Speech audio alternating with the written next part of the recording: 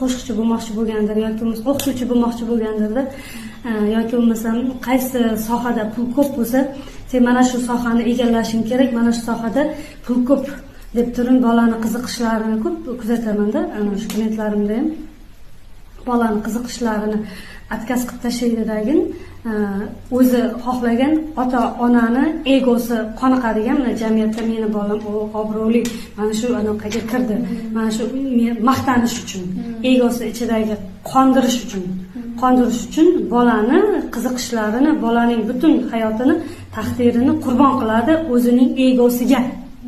Ko'raysizmi? Qanaqa bu yerda ketyapti-da, ssenariy ketyapti, jarayon ketyapti-da.